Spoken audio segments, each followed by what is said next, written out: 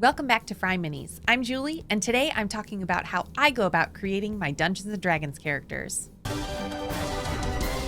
If you've seen anything with me in it, you know that I do not focus on the D&D stats and specs and character builds.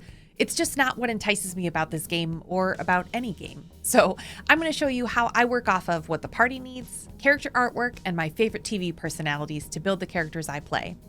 Stick around to the end when I share how that system worked to create one of my most loved characters. By the way, if you want to build characters around their maximum impact, I highly recommend Dungeoneer's Pack. Josh has lots of great power builds while staying true to a really interesting character. There's still heart there. You can also find him hanging out on the FryMinis Discord, where we'd love to see you. Come join us today. The link is in the description. To be totally honest, I don't even love creating new characters. Eric walks around with at least 5 different concepts in his head at any given moment, and he loves the process of rolling stats and creating a background and figuring out someone's motivations.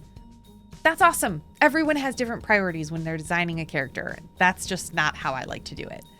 For me, it's a lot of work to create a character, and especially one that I want to play every week for a few months or even a few years. There are a lot of choices, and I can easily just be overwhelmed by it. So for me, step 1 is to feel out what the rest of my party really wants to be doing. Because I don't have my heart set on something, I'm happy to let everybody else take a first pass at their dream characters or the next class they want to play, whatever it is, and then I can just fill in the gaps. This approach is especially helpful if you have a small party. That way you don't have 3 barbarians, which can be hilarious and it can be wonderful, but it's not super sustainable for us. Letting my party decide what they want to do narrows my choices, and it makes my life a lot easier. I don't get overwhelmed or feel like the pressure's on. I can just be whatever the party needs, and I'll be just as happy with it. Step 2 is to find some character artwork that really inspires me. And honestly, I can do this even if I've skipped step 1. There are countless places to find amazing character art, and we have such incredibly talented people in our community that make beautiful D&D portraits and details and just incredible things. So I love just searching character artwork even when I'm not trying to build a character. Of note, I was gifted this amazing poster from the Gallant Goblin. Grady is the best, and I don't know anything about this character, but I was just screaming about it on our Discord, and Grady was kind enough to send it to me. Theo's really awesome too, obviously. I have this portrait framed in my office. I love it so much. So where do I go when I need a character inspiration? Thankfully, Eric really likes character artwork too, and he has thousands and thousands of portraits saved on his phone that he's gotten from Reddit or Pinterest or the good old Google machine. He's even got them set up so that they're a screensaver on our Apple TV, so I see them a lot. I can start there, or I can Google what I need. If my party already had a warlock and a fighter, maybe I'd round something out with healing and practical skills from a bard or a cleric or a druid. I can start my own search, or I can just kind of take a pass at whatever's already around. Maybe I don't even care about the class. I just start with what race I want to play. I don't really like playing humans. I'm one of those every day, and I play a fantasy game to be different. So I like to play something a little more creative. So maybe I just start by searching furbolgs and see what happens. Here are a few I found that I could pull random inspiration from, just as an example. Yeah, this character is maybe a tiefling artificer. She looks to be on the younger side, and her facial expression tells me that she's energetic, but maybe not bubbly or overly sweet. She has a nice haircut, so maybe she's a city dweller and she's of some means. Maybe she's leaving artificer school for an adventure, or she's a fresh graduate, or she didn't make it into the artificer school she wanted to be in, so she's hanging around campus and picking up what she can. I don't know, just something to get me started. Ooh, okay. There's a totally different energy to this portrait. This could easily be a cleric coming into her power, really channeling her divinity in the woods, or meeting her god that's going to change her life forever. And I especially love a character portrait that isn't necessarily in their armor. We all find magical items and change our clothes along the way, right? So having something this beautiful tells me a lot more about her backstory and what she brings to the character versus who she's going to develop into over time. I think this one's amazing. Okay, this one, again, is so different. The people who make character art are amazing. I love looking at all of these on Reddit or Instagram or whatever. So again, this is so different.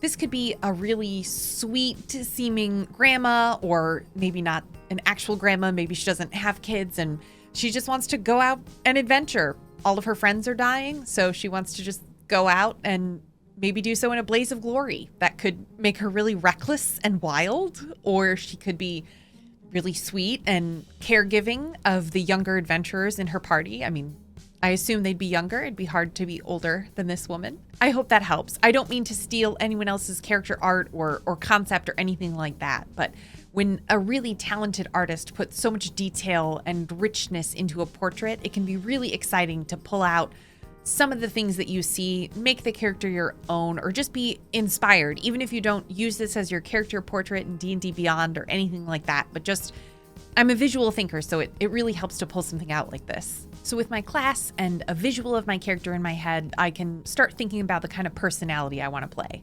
Part of that can be dictated by the character artwork, but not always. If I was quiet in my last campaign, or quiet for me, I might try to switch it up to be someone a little bit more vocal or bold or outgoing. And vice versa. If I feel like I took the lead a lot in my last campaign, I try to take a smaller personality for my next one. I'm a big enough personality as a human being, so when I play a character, I do like to try something different. To help with that, it's probably important to know that I unabashedly love TV. I just love it, and I make a lot of casual references to it in everyday life, and I watch my favorite series countless times just on a loop. As soon as I watch the latest episode, I start on over again. I just love television so much. After a long binge of Schitt's Creek, I was infatuated with Moira Rose. I used her as the inspiration for a homebrew campaign. She was a character who was an older woman who wasn't cold, but also isn't warm and motherly in any way, and she loves luxury and pampering, and she's just a little bit exhausting, but not obnoxious. You still want to be around her. She's funny, even if she's not nice all the time. So I develop a persona to determine what my character will talk like, their motivations, maybe even their body movements. I am by no means an actor, let alone a method actor, but we all have more fun when we're changing our voices and accents and the pace at which we speak, so having the right posture and good facial expressions can only really help the process. Again, I don't go overboard with it, or at least I hope I don't. People in my party would tell me I think, but pulling that kind of inspiration and that level of detail can only help. Once I finish my 3 steps, I basically just hand the build over to Eric. He figures out where my abilities and proficiencies need to go. We talk about any skills I want to have or choices I want to make, but for the most part, he takes the lead on it. Again, since he retains this information better than I do and he actually cares about it, divvying up the work like this makes everyone happier. So how does this all play out? Here's a quick look at one of my recent characters who you've probably heard about because she was awesome and I loved her. Her name was Boulder. I created Boulder based on a few things. First, knowing what my party wanted. I played alongside Eric in this campaign, which is really rare. He's often our DM and not a fellow player. So because he hadn't played in a while and because he always has ideas going in his head of a really cool build or a really exciting backstory, he had pretty strong feelings about who he wanted to be. And I was very thankful to just take a back seat there. And hilariously, he ended up changing his character after just a few sessions when The Artificer was published, but it all worked out. Check out his video for how to change your character mid-campaign. The other person in our very small party, the only other person in our party, landed on being a monk, so I went with a fighter because we needed somebody meaty for the party. My previous character was the one that was based on Moira, so I wanted to take up less space in the campaign, be less dramatic, especially since Eric's big personality was definitely going to come out as he was really excited to be a player and not just the DM.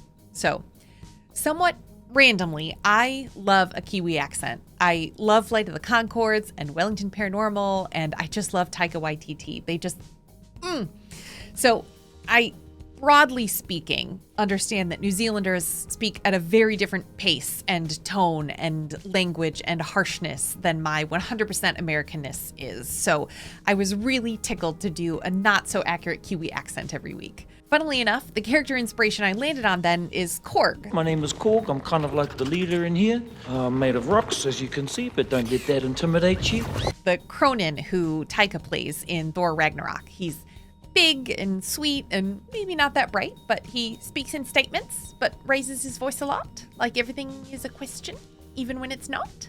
But he's soft-spoken and just he just warms my heart. So he was kind of my inspiration, just a Kiwi.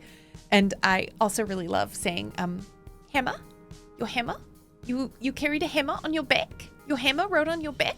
So, of course, as I developed the character, Korg isn't a huge personality even across the movies that he's in, and I just kind of went with it. It felt natural to develop who Boulder became, and Kiwi or not, she was still delightful.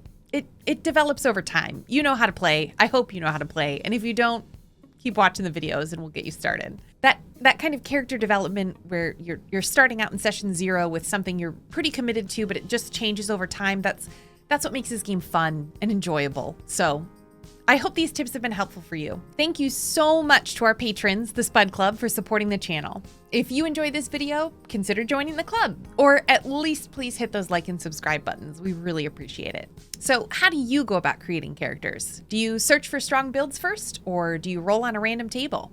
Maybe a little bit of everything? Let us know in the comments below. Thanks again so much for watching. We'll see you next time.